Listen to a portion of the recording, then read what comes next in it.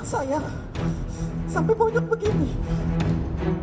Di persesuaian beberapa alat bukti ini, kita bisa menemukan peranan dari masing-masing tersangka yang ada di TKP tersebut.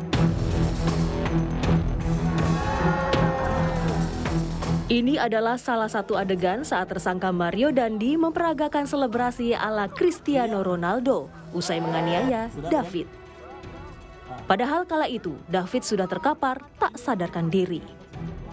Ya, dalam rekonstruksi inilah terkuak peran Mario Dandi, Shane Lucas, hingga AG dalam kasus penganiayaan terhadap David Ozora. Total ada 40 adegan diperagakan. Dalam rekonstruksi teman dekat Mario, AG diperankan pemeran pengganti karena masih di bawah umur.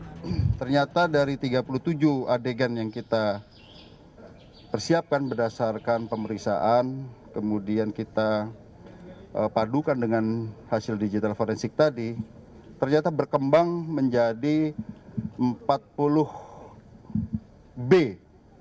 Jadi dari 37 menjadi 40 terbagi dua karena angle-nya berbeda, jadi 40A, 40B. Nah, ini salah satu fungsi dari rekonstruksi tadi. Ternyata dari salah satu saksi mengatakan ada beberapa angle yang belum kita terima. Artinya di sini kita dalam rangka membuat terang tindak pidana yang terjadi. Tak hanya Mario, rekonstruksi juga mengungkap peran Shane merekam penganiayaan David atas perintah Mario Dandi. Bahkan Shane memberikan ponsel Mario pada AG untuk terus merekam aksi keji tersebut.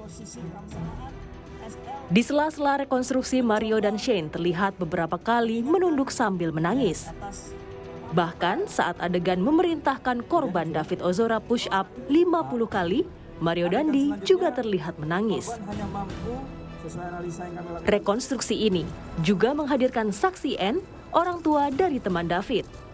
Sambil menangis, saksi N memperagakan kembali upaya penghentian penganiayaan. Saya tanya, siapa kamu?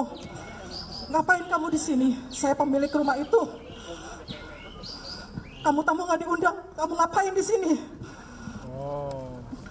Terus begitu saya tahu ini David, saya langsung tanya, kamu ngapain teman anak saya? Kuasa hukum keluarga David Ozora, M. Syahwan Are, menyebut rekonstruksi memperjelas peran masing-masing tersangka menganiaya korban David. Kalau mulai dari kejadian, mulai dari kesaksian, mulai dari bukti-bukti yang ada dengan rekonstruksi kemarin, bagi kami apa yang sudah disangkakan sesuai pasal itu kepada pelaku itu sudah sesuai dengan analisa yang kuat dilakukan oleh penyidik. Atas perbuatannya, Mario Dandi dan Shane dijerat pasal penganiayaan berat dan terencana dengan ancaman hukuman maksimal 12 tahun penjara. Tim Liputan, Kompas TV.